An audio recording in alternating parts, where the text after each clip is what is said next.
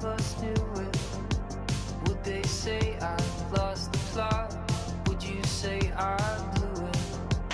Thought I found a way back home, but now I'm looking through it. After all this time's been gone, I think I just outgrew it.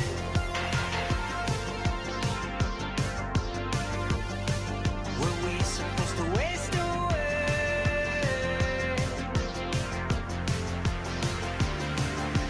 Empty out my bedroom, throw all that stuff away. All I'm taking with me now is a blank slate. 'Cause these days are too short to live a whole life through in this landlocked heart with you.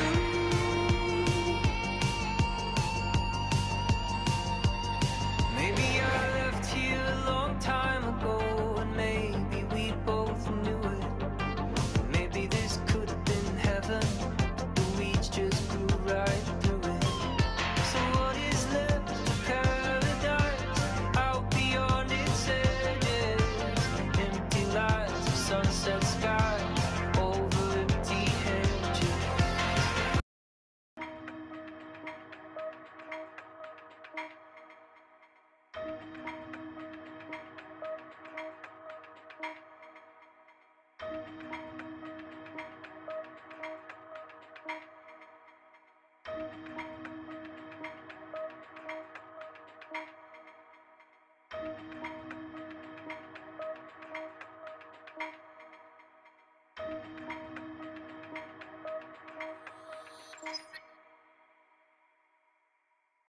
All right, welcome to the show, everybody. We've got a throwback show from the early days of live streaming. I accidentally hit go live because my mouse just happened to be over the button while I was talking to our guest today, and we went live. So I don't even have the stinger transitions. I don't. So yeah, whatever. It's a Simply Cyber production, so we're gonna have some issues, but it looks like we got a good group of people today, guys.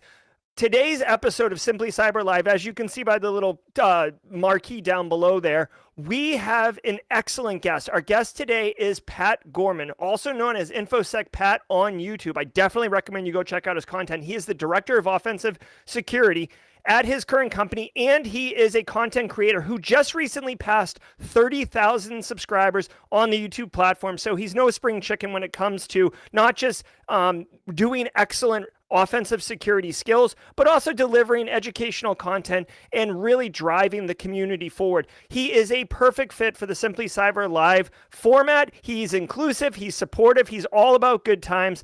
I personally can't wait for you to meet him. Now, a little housekeeping business. Standard protocol goes, if you have any questions, drop them in chat. I will do my best to facilitate and get them to Pat. He is the guest today. I am merely facilitating and messing up the intro of the show. So without further ado, let me bring Pat on. Now, let me just pretend everybody that there's a stinger right here, like, hey, Pat, how you doing? Yeah, what's up? That's awesome. Yeah. So Pat, one of the things that Simply Cyber does, whenever there's a technical issue, because I am the producer as well as the on-screen host, I take it as a punishment, effectively, like the shame bell in Game of Thrones, that whatever it is that was supposed to be done with technology, I do manually. So if it's sound effects, I make the sound effects. I guess in this instance, if it's a stinger, I I try to distract the audience while I bring you on stage. That's awesome. That's yeah. awesome. So you do a lot of content creation. You had mentioned doing some live streams. What kind of live streams do you do, Pat? And have you ever had audio video issues similar to what we're dealing with right now? Yeah, I always have issues. Oh, excellent.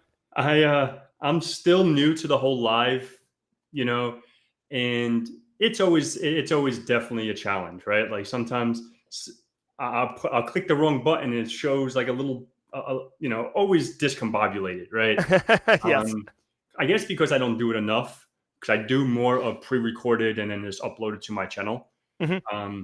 But yeah, like this year I wanted to do more like this, like interviewing folks live, or just doing like live hack the box and live try hack me stuff or whatever, just demonstrating, live techniques and stuff like that. So that's what I'm, trying to get more into. And yeah, sometimes it's a little nerve wracking, right? Because you're on the spot. You don't really have, too much time to like, okay, let me prep what I'm talking about today. Let me put Yeah. it on the middle of the screen. Let me get a few little answers and plays just in case, I run into a stump that I haven't touched. But I guess the good thing about going live and all that stuff, it's not really staged, right? It's like Hmm. it's raw. So it's like this is what you get. Like I wanna hit a wall. I'm gonna maybe make a mistake or whatever. Like, and normally in my regular videos, I leave those in probably for two reasons, right? Just to keep it authentic.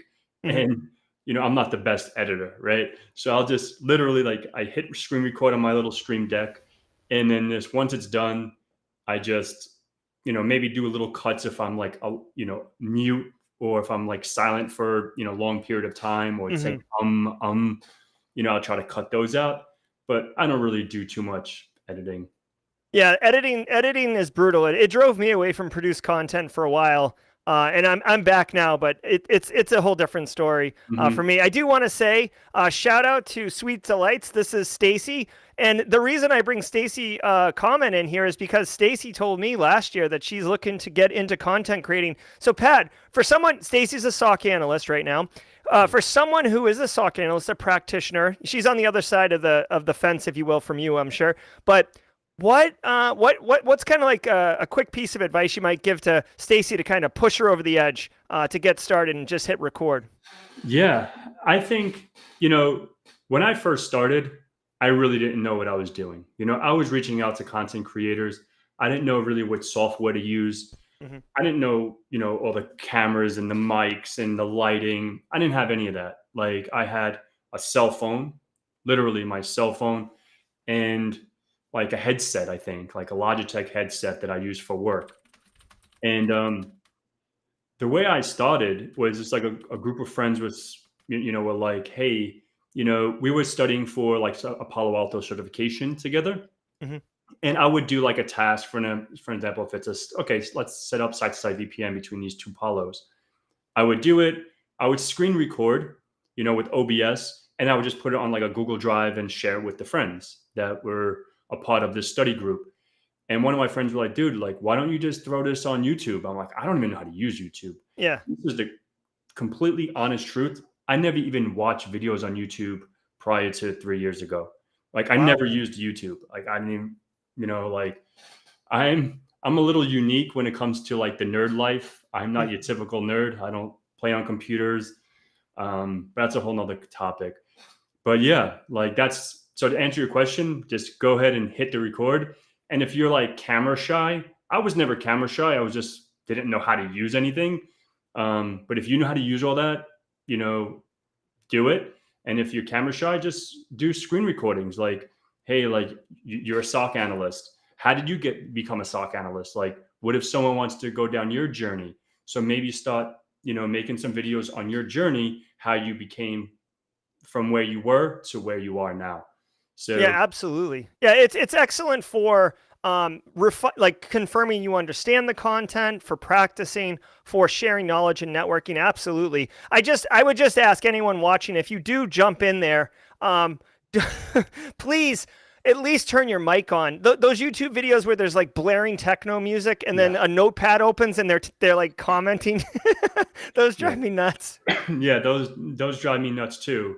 Because sometimes I do watch like, okay, a walkthrough or something like that. I have to, if I'm getting stuck on like a hack the box, and I'm like, okay, let's go look at a walkthrough, and it's like, and it's like all this, like you said, discoteca music, and I'm like, I don't even know, I can't because it doesn't engage me. But I love it. So you have a ton of experience and a ton of background. So I do want to hop around a little bit and feel Chad's vibe. So Chad, if there's something you want us to drive into more, let me know.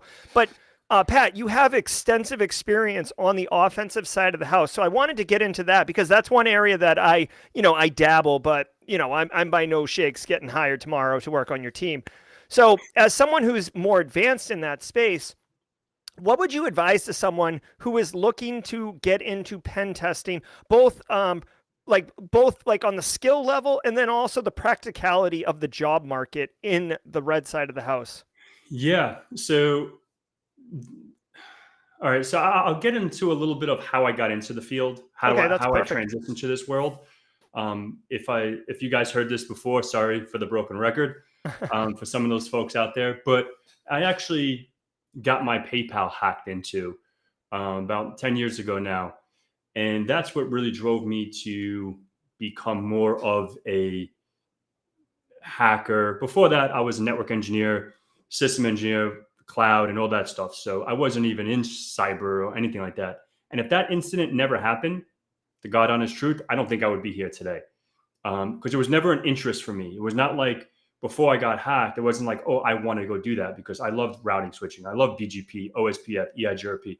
Like, I love that Cisco life. Hmm. But I think everything happens for a reason. So I was logging into my PayPal and I had $0, and I was supposed to have like $900 or something like that. So at that point, I was still in undergrad and I was studying information systems. And I was like, man, this was intriguing. Like, how did this happen? Like, I didn't know how that happened. Of course, I clicked on a phishing link and I just fell for the phony, Nigerian prince or whatever. Yeah, yeah. But, and then, I went to my counselor and I was like, hey, like, I want to be able to do this. Is there something I can transition to? And they said, it's called information system security and assurance. And I was like, all right, cool. Like, I want to do that. Like, and then that's what, got me on this path, of cyber and hacking or whatever, ethical hacking and stuff like that. Hmm. And then this is before Try Hack Me, and we'll get to the whole thing that you asked. Yeah, This yeah, was of course. before, remember, Try Hack Me, Hack the Box, even VulnHub, all the platforms we have today. So what did I have to do? I had, servers and stuff like that because of my CCNA, CCNP, CCIE training and all that stuff. So I had all the bells and whistles to get started my, Hmm. my infrastructure. Now I just had to learn how to use Backtrack R3. That's when I started before Cali. Oh yeah, that's Yep. yeah. Not to derail you, but you can always tell like how old someone is by like certain things they say and like yeah, backtrack. What was it called before that? Like Praetorian or something? Praetorian, yeah, Yeah. All right, yeah, anyways, please yeah. continue. I'm not young. Maybe I look young, but I'm not that young. We're probably the same age. Yeah. Um, so yeah, I started my journey, hacking my own stuff, hacking my neighbor's Wi-Fi, understanding how because I understood the network and how packets traverse and all that stuff. Like, I just didn't know how to actually get to the wire. And, I know how to snip the traffic and TCP IP dump, or TCP dump, and Hmm. troubleshooting. Really, that's what I was using these tools for, not really hacking. So then I was like, okay, now I can try to hack my neighbor, hack this, hack that, and then going out onto forums. And this is where, there was no real learning platform. That's why you would do more like a gray area of things. And gray meaning I can hack it or whatever, report on it. You have two options: send me to jail or say thank you. Hmm. That's more of a gray, right? So once I started doing that, and I was like, okay, now like certifications, and people bash this cert, like the CEH. I got my CEH almost 10 years ago now. So yeah, so like CEH, ECSA, LPT, and Certified Hack and Forensics Investigator, CHFI. So when I started those, that's when I started to learn more about this cybersecurity space. And yeah, that's how I got into it. So that's how I learned, right? Hacking my own stuff and utilizing the techniques I found on the internet. So now we can go to what you asked me now. Like, how can we get into it now? Hmm. It's so much easier today, right? That's There's no very- excuse. There's Yeah. no excuse. Like, especially not only the platforms, it's just a community. You have so many folks that will give their hand out to help you, including myself. Like, there's a lot better hackers than me. I know that. Like, but I think it all comes down to understanding where you can get those resources from, and being able to utilize your brain to go look for those resources. Because sometimes I'm one of those folks, like I want to say, have you tried to Google it, right? Have you tried to research? Because don't come to me asking, I got this error on Kali. Meanwhile, it's because you forgot to run sudo to do your update, right? So, and I get these questions all the time. Like I'm trying to update my distro and it's giving this error, and you're running it as Kali or you're running it as a low privilege user. So, but yeah, that's the way. Yeah, hack the box. I'm 100% with you. That's kind of one thing that like I don't rail against it, because I am really supportive and I am really inclusive, and that's very important to me, especially in the cyber community. And I appreciate, like, that's why I wanted you to come on the channel too. Like, I appreciate that you've taken that same kind of. I told you in DMs the other day, our missions are aligned. So I appreciate it, but I'm 100% with you. I tell people all the time, listen, there's no easy button in our industry, right? Like you worked your butt off to get the job, but like, spoiler alert, like, yeah, like it doesn't, you don't stop busting your hump. Like you've got to continue that. Like all it did was prep you for the work life. And people with initiative, people who are proactive, are more likely to stand out as great candidates, because you want to be able to give them a high level challenge and have them go off and do it, and then bring back like maybe some challenge, like impediments that they've encountered or whatever. Not just like, walk away and immediately fall face down and then turn around and be like, can you explain, can you just do it for me? Like, that doesn't help them. It doesn't help the mission and all that. So yeah, I'm kind of rough on that one, and 100% with you that the resources that are available to these youngs nowadays, they've got mad access, for sure. So what kind of, we're not sponsored by any of these or affiliated. If you are, like, drop an affiliate link, Pat, but like, what kind of, I guess, what would you, with all the platforms and stuff, would you advise somebody, and this is a question I get sometimes and I have internally and I don't know how to answer it, would you advise someone who's looking to get into pen testing, would you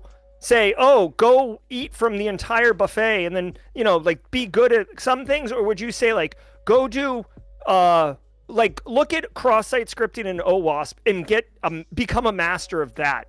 You know what I mean? Like, which of those two kind of paths are you promoting? For me, I don't do web apps. I'm very rubbish at that. Okay. But because I come from the network and system side, I can dabble in it. I can Google some stuff. I know how to use a lot of the web app tools, Burp Suite and stuff like that. But by any means, I don't claim to be no web app guy. But to answer your question, I think, where are you today? And if you're in a clean canvas, you have nothing, then maybe you can try to, dabble in some of that buffet, taste a few things and see what you enjoy most, right? Because how are you going to know you like, infrastructure over web app, web app over whatever, networking or whatever the case may be. So I think, like, utilizing like the Cyber Mentor, I don't have any like sponsors or whatever, but like the Cyber Mentor, I'm a huge fan of the guy, the platform, the content that, he puts out on his academy.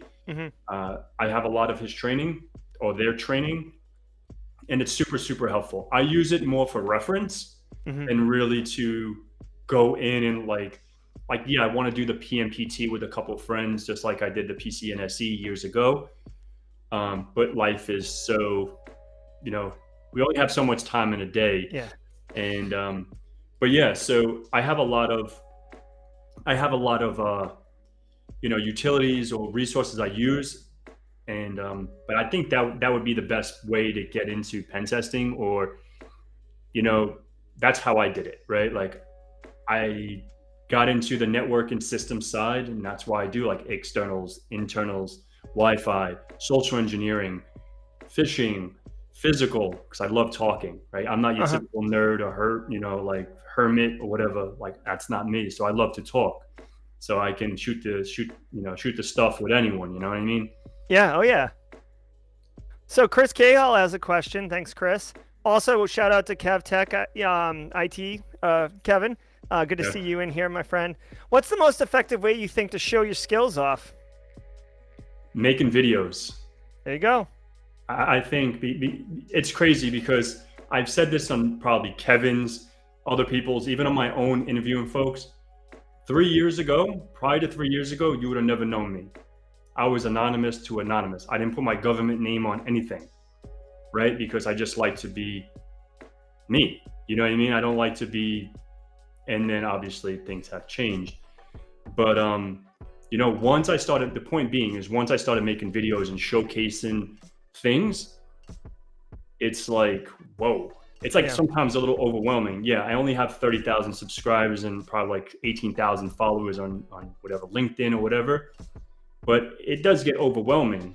Like, I don't know, at least for me, it can get overwhelming. No, it is. You got a Discord server yet, Pat? Yeah, I don't know how to use it. I have a buddy that helps me out, and Owned, if you're watching this, I love you, kid, but he helps me so much on there. Like I said in the beginning, I'm not a nerd. I don't do this stuff, like I don't know all the ins and outs of all the nerd life.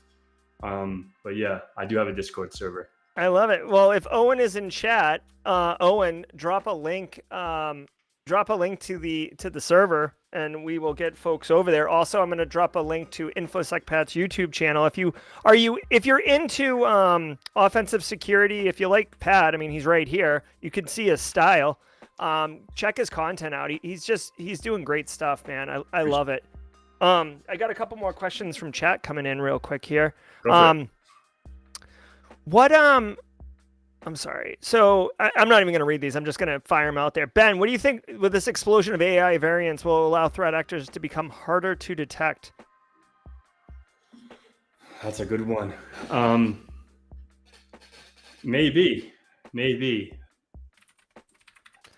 Well, certainly social engineering wise, right? Yeah. So, I think with the whole AI, I can see from the technology perspective, but like you just said, like the social engineering, there's always going to need a human interaction, right? We can have all these robots and dummies or whatever you want to call them, but it only takes one human element to exploit, right? You can have all the bells and whistles. I've gotten past some smart attorneys and really smart people. And like I said a couple minutes ago, I like to talk, so I can shoot the smack. Hockey, this is playoff season, right? I can go and shoot the stuff about hockey and just like, and have my flipper and clone your badge in your pocket. And now I just shoot the stuff and get in your building or whatever. But yeah, so. I love it. We've got a small. No, Canes, dude. No. What is it? No, Joel, go Canes. I'm not a Jersey fan. I'm a New York Ranger fan, so I guess I can go Canes because hopefully you whack, Jersey. But yeah, I love NHL playoffs. Like, this has nothing to do with InfoSec or career or content creation, but I'll just tell you guys right now, NHL playoffs is the best tournament, bar none. I'm a Bruins fan, and I don't want to talk about it, Pat. Panthers got you, dude. Yeah, dude, too soon. So a couple more questions coming in here. What's your preferred method for interfacing with red teamers? Like, I guess what's your preferred method of interfacing with red teamers? I guess maybe how do you interface with other offensive security professionals? Perhaps I'm not sure, because he is a red teamer. Let me flip the script here, and maybe Eric, you can clarify your question here. How do you interact with blue teamers, right? I mean, like, you're constantly breaking into places and you're not a criminal that I know of. So chances are you're doing it for a reason. You're trying to improve the blue team. So what's your preferred method for interfacing with blue teamers? Yeah, so that's a good question. Yeah, like we do a lot of purple team as well, and purple is like tabletopping. So yeah, so if we're interacting with blue teamers, yeah, like if we're trying to do a red team engagement or a tabletop or just a plain old pen test, because there's a difference between a pen test and a red team engagement.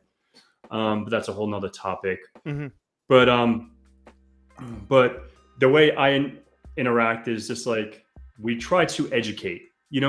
At the end of the day, yeah, we have an objective, is maybe just to get into your front door, or maybe it's to get a DA credentials. Maybe it's to see how far we can get on your website, or whatever the case may be. There's always an objective. Sometimes we get no luck. There's some blue teamers that I've gotten caught in 4 hours. I was in the environment doing my thing, and they caught me, right? So, and when that happens, you just have to say kudos. That's how I interact. Kudos. Now you know about me. Now you know I'm here. So now let's bring this to like a purple team exercise, and how can we leverage and make this this environment better and cleaner. Nice. So what do you see, like current state, like what are you seeing like is, I guess, like really common low-hanging fruit still, or like kind of new stuff? I don't want to hear, just classic like Kerber roasting or something, but like maybe new things with Azure or new techniques that are working, even leveraging AI possibly. Like what's some kind of cutting edge stuff that you're seeing or doing? Yeah. So a lot of stuff. Yeah, the whole like Kerber roasting and pass the hash and all those, typical AD stuff is always going to be fun. But I interacted with a recent one. I was able to utilize. It was a printer. I forget the name of the printer now. I was just looking over the report we wrote on Tuesday. But was it the paper cut printer management software? Yeah, the paper cut, exactly. In clear text, the credentials in clear text. Yep. So this was super new. Like I didn't know anything about this, and we had some folks out there with using this application and paper cut and all this stuff, and it was something new to us, right? So that was something, I guess, new on my radar.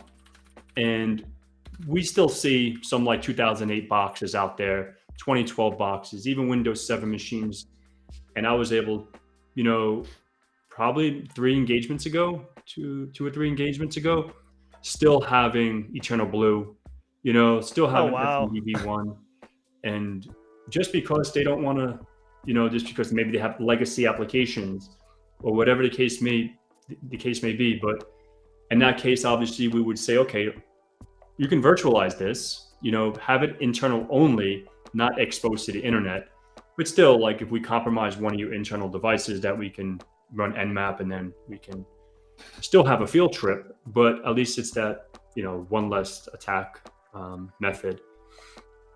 Man, we're getting some love from Joel Belton for the Windows 95 Vista discoveries, which is laughable, but at the same time, in some manufacturing sites, you will find them. Unfortunately, they're gross, but you will find them. Yeah. The latest one, the oldest one that since I've been in this space is Windows Millennium on the client side and Windows 2000 server. Like there's still a lot, like you said, manufacturing companies, warehouses that use old legacy like bar scanners. Yeah. That use Zebra printers. And all this old, older stuff and that was another one, they had Zebra printers that they root. And what you can do is just upload some stuff and have persistence later. But yeah. And you'll see Zebra printers in healthcare, yep. Because they're slapping them on like everything. That's how they track patients and stuff. So yeah. And another thing, that you'll see too, like since we're just kind of talking shop here, again, I'm not a red teamer here, but Windows 2016 on the IT administration side, and a lot of people if you don't work in IT, you wouldn't know this, but migrating from Windows 2K16 up into the newer ones like 18 or whatever, it's a massive schema shift. You don't hit update button. It's a massive schema change, and so many administrators are kicking the can down the road because there's like functionality in hybrid Azure environments that you can't even take advantage of being on 16, and you have to upgrade your entire domain, all the servers. I've just seen it time and time again. And Pat, as I was thinking about it, I'm like, dude, as soon as 16 is like officially end and big exploits drop, like it's going to be a freaking field day for pen testers. Yeah, no, 1,000%. And that's the thing. Yeah, like the FSMOs, all the functionality levels for the domain. It's not like you can just, yeah, it's a big transition. You have to go to sites and service. You have to move over your FSMOs. You have to do, because like I said, I come from that background, right? So that's why I love, I guess it helps doing, when you're trying to pen test it, when I was building them.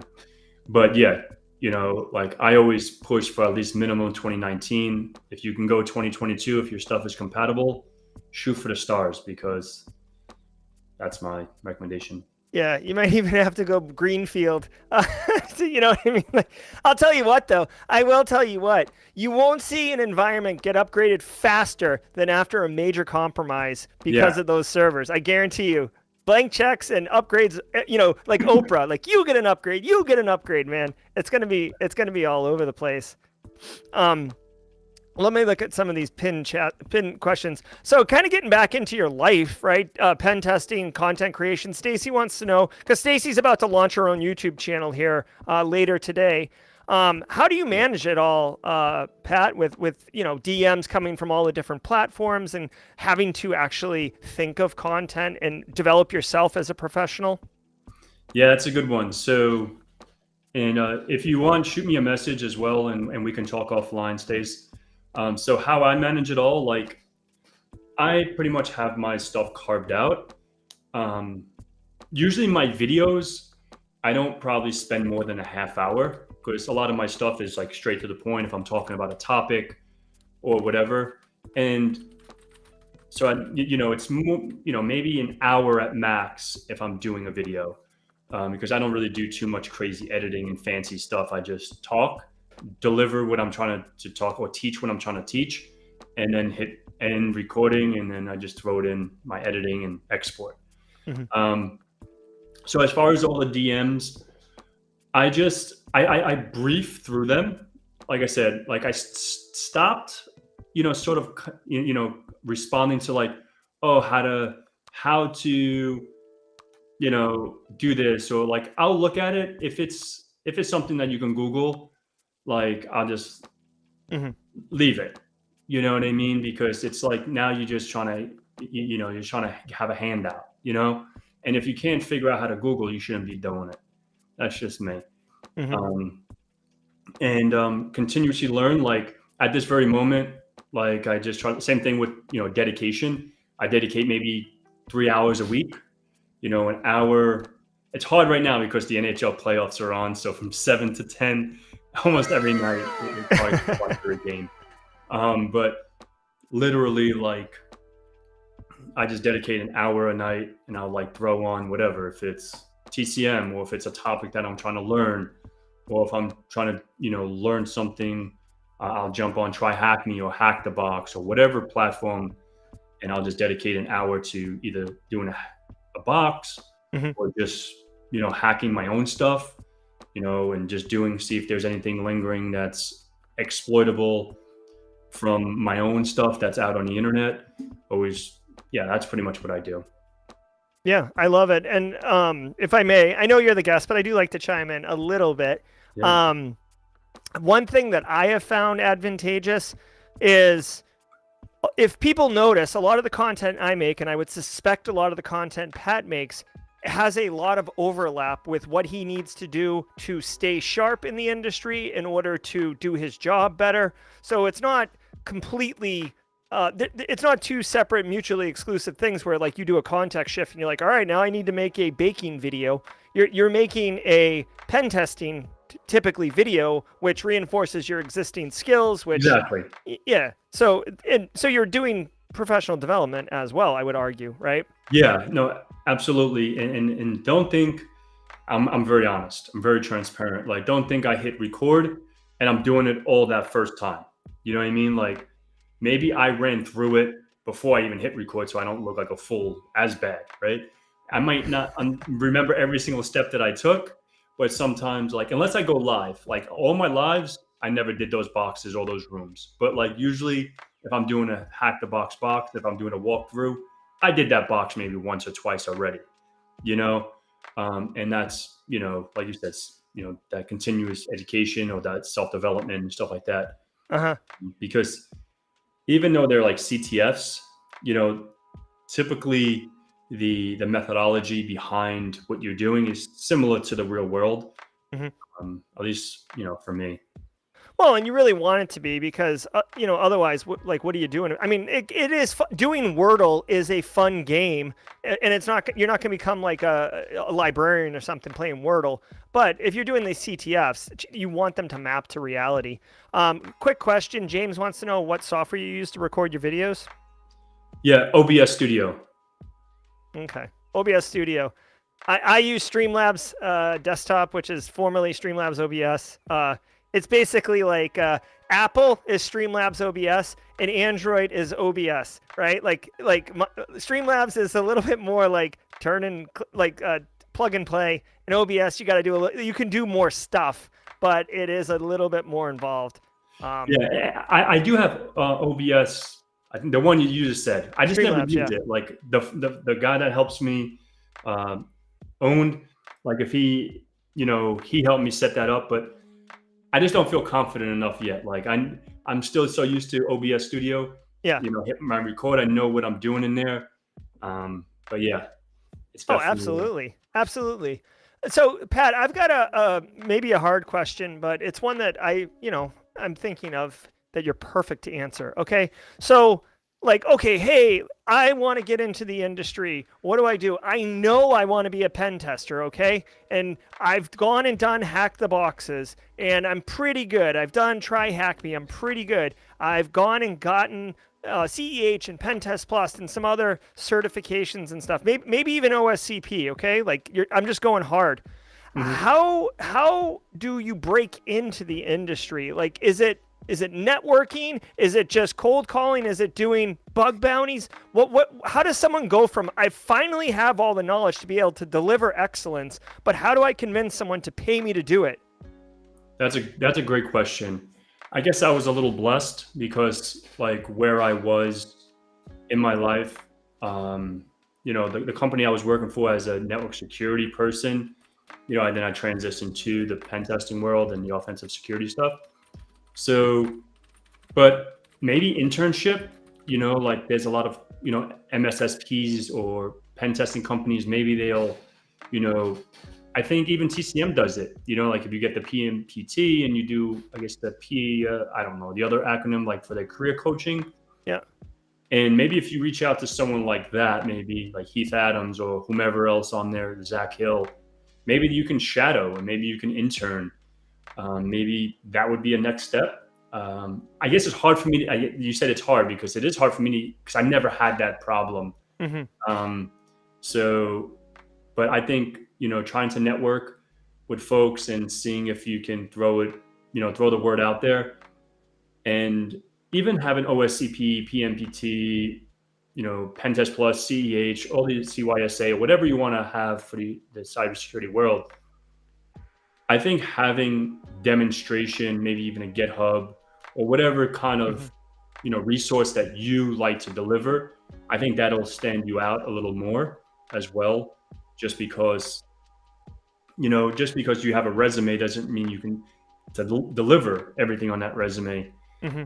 And I've interviewed folks that they say they know Active Directory, they know OSPF and BGP and all these routing stuff, and you tell them, you know, what's the shortest path to, you know, this, what is a hello message, and then, you know, and if you had a CCNA, CCNP level, you should know those, and they're clueless just because so point being is just because you have an exam and you passed an exam, especially like the CEH or Pen Test Plus where it's multiple choice, I think having that practical knowledge and that demonstration will, you know, make you stand out. Yeah, absolutely. And I know creating content for YouTube is not trivial. It's not easy, but that is another good way. Having a blog, having a GitHub for sure. Even, you know, posting content on LinkedIn is good. And by the way, like if you have a blog, like write a blog post, like do this. do Hack the Box, right? Record a range, okay? Record you doing the range. Upload it to your YouTube. You don't have to have fancy thumbnails and SEO and all that stuff. Just upload it. Then take the transcription or whatever, or write a short blog post on it. Then take the blog post and post it on LinkedIn with a link to your YouTube. Like, do economies of scale. It doesn't have to be all unique new content all over the place. And this will give you a larger surface, and people will start seeing you. And I might say there's a human, and you being a social engineer, loving to talk to people, this is probably going to be second nature to you. But there's a human defect, for lack of a better term, of reciprocity, right? So if I hand Pat, a dozen donuts, right, and then I'm like, hey, like a week later, I'm like, hey Pat, like, can I come on your show and like, can I be a guest on your podcast? Like, maybe not, but he's more likely to say yes because I gave him something, and it's just a human thing. And I'm sure you've exploited that condition in your social engineering, right? So I'm not saying for you in chat looking for a job, I'm not saying like go to a hiring manager and hand him a dozen donuts and then immediately ask him for a job. But my point is, if you're delivering value to the community, there will be a reciprocity activity that occurs at some point. I would argue. So anyways, yeah. So these are the things that I'm thinking of. No, you're totally right. No, there's no questions about that. So I love it. So do you want to have you been messing around or playing around with any of these AIs? Bard got a huge update earlier today. ChatGPT's obviously been massive. Yeah, I did I've done some ChatGPT stuff, but I don't really do too much craziness. Like I don't mess with a lot of that stuff. Like, if it doesn't, I guess, just to get a little more personal, like, if it doesn't really benefit what I'm doing at the moment, I don't do it, right? Like, ChatGPT, I like to do it because I'm not a programmer, so it helps me write scripts, right? This is what I utilize that for. But if it's a technology, there's probably a lot of technology I don't even know about because I don't use them, right? So I like it. Are you doing a live later today? Tomorrow. Okay. Well, so what are you doing tomorrow? Let's pump that. Let's let people know. Yeah. So Try Hack Me just released a red team challenge, and it's right there. That one right there. So yeah, I'll be doing this red team. It's super hard. I bet. Supposedly, so I'm a little shaken up. I'm not gonna lie. I'm like, yo, I don't even know what I'm getting myself into. But they reached out to me, asked me if I wanted to do this, and I want to dedicate an hour tomorrow to see how far I can get. So yeah, come through, help a brother out, and don't only watch me fumble. If you have an answer, you can help a brother out. I like it. Now, do you interface with chat while you're on lives, or are you just like headphones on, focused, and people are just voyeuristically watching you? No. So the last time, I try to interact with it, or if I have someone that like I said, my buddy, or like moderate for me, and just like help me out in the chat. Like sometimes I'll just go to the chat. I'm like, hey, like I'm stuck right here. Like, what is the next thing you would do? Like, I bang my head. This reverse script or this RCE is not working, whatever. And what would you do? Like, how else can we compromise this box? Like, I'm stuck. So, yeah. I love doing that. So I play every other Monday. There's a platform similar to Hack the Box and Try Hack Me called Haiku. And I play a range every other Monday. And I'm not a pen tester, but I'm also very, very comfortable, like the way the show started today. Like, I don't lose my cookies if things don't go right. And likewise. Yeah, like regularly, like Leonardo is in chat. He's a professional pen tester. A woman named Jenny Housley. I haven't seen her in chat, but they'll like regularly like give me hints and nudges, and then finally they'll just like give me the answer. Yeah. So exactly. So like, no, it's not about fear and failure. Yeah.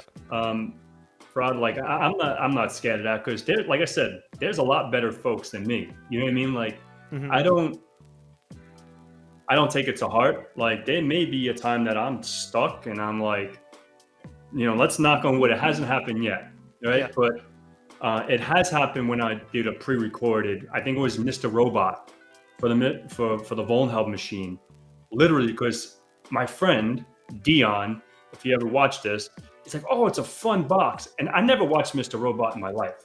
Okay. I never watched it. I don't watch that stuff. I watch sports. I don't watch anything else. So I knew it was like a hacking show, but I didn't know who Elliot was. I didn't know anything about the show. So it was hard for me to go through the box. It literally took me like 3 hours to do this Volnhub box.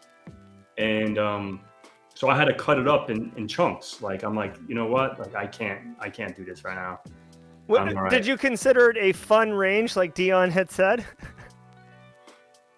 It wasn't fun for me. It wasn't fun for me. Like I learned a lot because I learned how to do a lot more WordPress pen testing.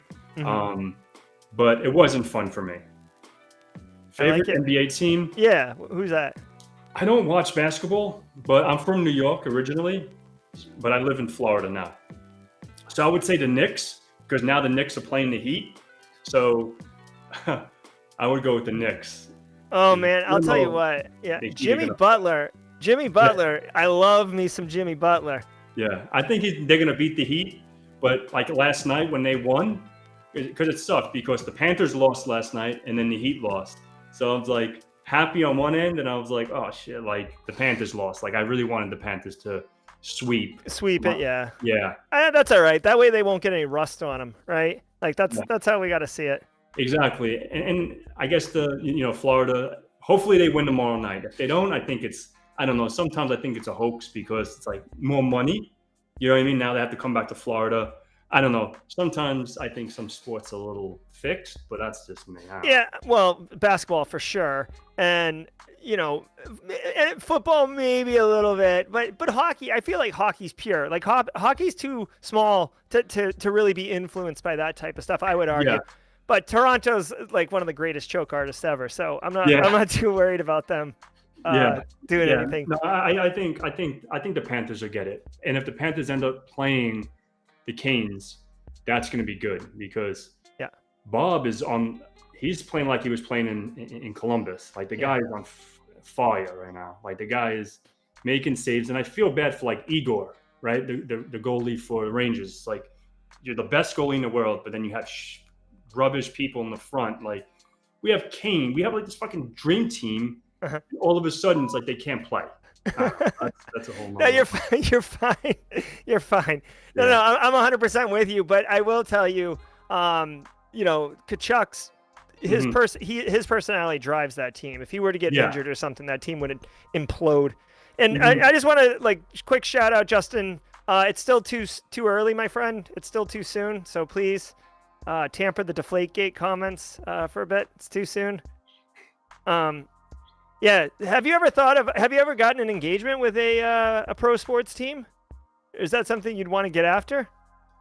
Yeah, that would be super cool. That would be super cool. But have I? No, I never did. Yeah. You never thought of just like breaking in and then doing responsible disclosure? I don't need anyone knocking at my door. I'm good. Yeah. I'm not even risking that. I love it. Have you done bug bounties at all? I know you said you're not really a web app guy, but the bug bounties do extend beyond that. Yeah, I have done a few. Not by myself. I've done a few with some friends. Those things I can't really get into by myself because it's another thing. I never played a video game in my life. You know what I mean? Like it's hard for me to really my attention span to do something that really doesn't benefit me in the sense of like even it can financially, but I guess financially I don't think I'll ever get much out of that because to find those good bugs I'm gonna pay a pretty penny. Yeah, I'm never gonna find them because that's not my forte, So yeah, I guess you'd rather do engagements that are guaranteed to pay than exactly do bug bounties that might pay. Yeah, And if I want to learn something, I can go hack a 101. I can go to it, but I can just do that on Try Hack Me and just do it for fun and just get my, complete my room and go to bed. You know what I mean? Yeah.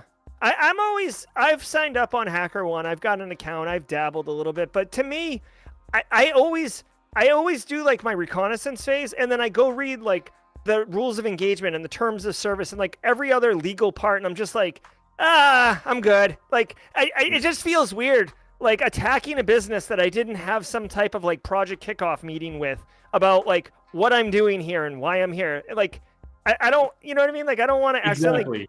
Yeah. Exactly. And it's like now I have this Nmap scan, or if I'm trying to invade a WAF or something like that, and it's like, am I still in scope? Then you have to double check if you're in scope. And like, shit, like maybe it's out of scope now. And, oh man, like this IP wasn't in that scope. And it's like, just because you scan like a wild card, domain, and you forgot to put an E at the end, and now it's, I don't know. Yeah. I'm like an incredibly risk averse individual. And it just gives me like high anxiety anytime I try to go beyond the recon phase. I'm like, no, it hurts. Like I'm good. Yeah. Yeah. Exactly. Chris Cahill throws in the white flag. I love it. That's what I thought. Whoa. Oh, no problem. Siri. So we're at 5:20. We got a couple more minutes before we have to go. But Ben wants to know, what's your favorite Wi-Fi network sniffing tool? You do some Wi-Fi hacking? Yeah, I do a lot of Wi-Fi hacking. What is my favorite tool? Like just to sniff the packets? Because like Wireshark sniffs packets. Are you trying to say like, okay, like now I have your 4-way handshake, and what am I going to use to crack it? Like, I think maybe if you're going to go on a wireless engagement, kind of what are those like couple tools that you definitely throwing in your toolbox? Yeah, so there's a few. Like I have a Wi-Fi Pineapple, the Nano. I have. Are those as legit as the marketing would have you believe? Yeah, it's actually pretty cool. It's actually a really cool tool. All right, there you go. You heard it from the man himself. I love it. Yeah, I've done some fun stuff. To say the least. Like I've gone to Starbucks, Captive Portal, clones. I've done some fun stuff on it. Uh-huh. Obviously I have a few Wi-Fi adapters, like my Alphas, my Pandas, stuff like that. So, but tools, Wi-Fi Pumpkin, there's Wi-Fi Pineapple, and that's the one I have, and I have the Nano, and it's super, super slick. And that's what I use. You know what I mean? Like I'll set up, a captive portal, like say that's only if they're using like Radius or something that has to have authentication through AD. Mm-hmm. So now I can try to authenticate, because obviously if there's a SSID that would just a pre-shared key, that's a little easier, right? Because now we're just eavesdropping, trying to a deauth attack, and then wait for to capture the 4-way handshake, and then take that 4-way handshake and try to crack that with aircrack NG or whatever. So I mean that's your classic like Airmageddon, air replay, air crack. Armageddon. Yep, exactly. Yeah. So So I guess let me ask you. I mean, this device is only $120, which is not free, but at the same time, it's not $3,000. Mm-hmm. Can you have fun with it? Like, I mean, are there like practical tutorials, or did you just have to like hack and figure out how to use it? Or is there like a good corpus of information on how to use it for different applications? Yeah, I think that there is some. I had a friend that had one, my buddy Dion, and he was just like, hey, like once you get yours, let's jump on a remote session and I'll get yours hooked up. And once it's hooked up, it's just like a router, right? Mm-hmm. It's pretty much you log into it, and it's very, very similar to, I don't have a video because YouTube took it down. I did have one on Wi-Fi hacking with the Wi-Fi Pineapple, setting up captive portals, setting up all that stuff, but they took it down. But they're pretty. The bots are pretty precise with certain keywords. Yeah. Exactly, and that's still like what I'm like. I have a strike right now that I'm still waiting to get rid of. Hey, remind me. Sorry for those on chat right now, but remind me after we end the show to ask you about the private cyber content creator Discord server. Okay. So just remember to ask me about that, okay? Or I'll remember. Yeah. What about flippers? Are these things overhyped? Like, do you actually use these in practical applications or what? Oh, there you go, buddy. Flipper bump, boosh. There it is. I love it. Yeah. So it's got, you use it in practical application. Yeah. I use it probably daily. Oh crap. Okay. Well, that's okay. Yeah. So did you put a custom firmware on, or did you roll with OEM? I use Unleashed. So what I did, or what I do, what I use it for, obviously, like I clone my badge for work and I can go and get into my building. Obviously you can open up Tesla, the little charging stations. I can change the pricing on, the corner store, gas stations, open up garage doors. Obviously you change the channels and turn, like I don't do a lot of it, but it's capable. I have it all configured because, at the end of the day, that's not cool if you're going to start going open up. If it's my friend's Tesla, which I don't have any friends that have a Tesla, then I'll go tinker with them and I'll mess with them. But obviously, what do you use it primarily for then for professional applications? Yeah, to MFA. I use it for MFA. Like what? I said, badge cloning, so I can get into the... What MFA? So, yeah, you can use this as an MFA device. Okay. Yeah, so... But yeah.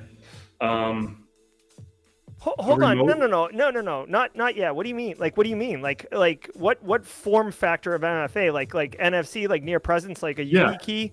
Yeah, okay. YubiKeys, yep. So you can clone someone's YubiKey? Yep. I have one right over there. Yeah. From one. Interesting. Yep. I thought YubiKeys were hard, like inputs into the device, not NFC. No, this one actually, I've done it.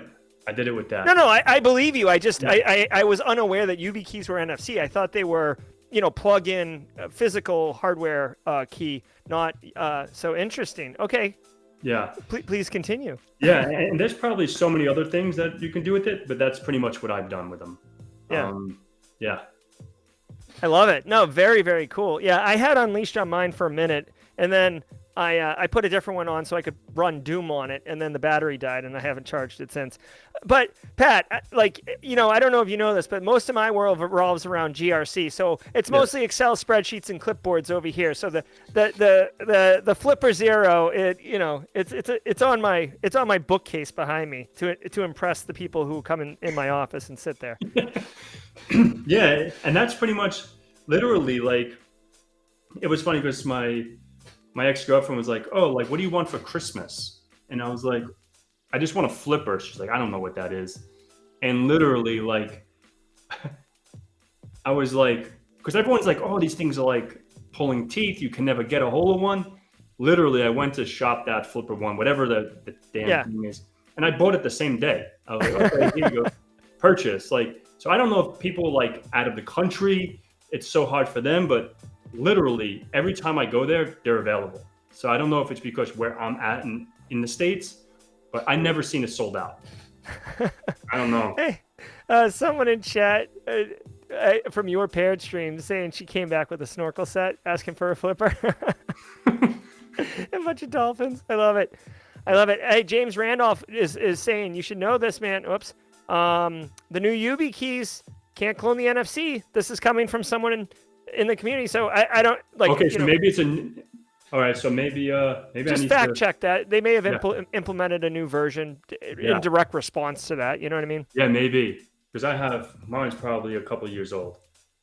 All right. So hey, we're right getting close to the end here. I want to give Pat the stage per usual. And then I'll give a couple calls to action for everybody to get all up in his socials. But Pat, I really, really appreciate you coming on. It was really nice to get to know you and talk hockey for a minute too. It's best time of the year for real. But let me give you the stage. You can have final words, whatever you want to share with the community here. And on behalf of all of them, I genuinely appreciate you coming here today and spending some time with us. Thank you. Yeah. So, obviously, thank you so much. I really appreciate everything and everyone. From the bottom of my heart, like we said in the beginning, right? I just hit 30,000 subscribers on YouTube. Couldn't have done it without, if any of you guys support my channel, thank you so much. And until next time, I really, hopefully I can have it, have you on my channel, and we can definitely, keep this community going. And yeah, I'm super grateful. So thank you. Yeah, my pleasure. Absolutely. I'd be happy to come on your channel if you find a time slice that works. I'd love to come on. I've shared in chat a link to Pat's YouTube channel, but specifically the live stream that he's doing tomorrow night. But obviously, go to it'll take you to his channel so you can subscribe and check out his other content. Guys, his mission is very much aligned to the Simply Cyber mission. He's helping people understand. He's inclusive. There's no dumb questions. He's humble, right? He admits there's things he doesn't know. He's not trying to like just, whatever, like wear like $30,000 watches and talk about how sick he is at pen testing. All right. So no. So anyways, yeah, Apple Watch. Yeah. So go check it out. He's on LinkedIn. You can connect with him, obviously, and we'll continue having Pat be involved with the Simply Cyber community. I also, Justin Gold, thank you, dropped a link to your Discord server, so you can definitely giddy up on that. Let me go ahead and pull this up really quickly. This is Pat's LinkedIn page, so this is what you're going to want to connect to when you connect with him, and this is that YouTube feed for his channel, and this is what his main channel looks like. All right, so get up on all of that. Guys, I just want to remind everybody really quickly, tomorrow morning at 8 a.m. I'll be doing my weekly daily, I do it every single day, daily cyber threat briefing, 45 minutes of the top cyber news of the day with my analysis and opinions and lots of great networking. So definitely take a moment and join us if you can there. All right, I'm going to bring you back on, Pat. Here we go. All right, there we go. Pat's texting. This is perfect. All right, Pat, I know you got to roll. I got to roll. Yeah. Hey, on behalf of chat, I think I do actually have the right outro. No, I don't. Oh, yeah, here we go. I've got the right outro. Okay, so on behalf of myself and Pat, thank you all for being here today. I hope you learned something. I hope you could take something away. Until next time, everybody, be safe and stay secure. Thank you.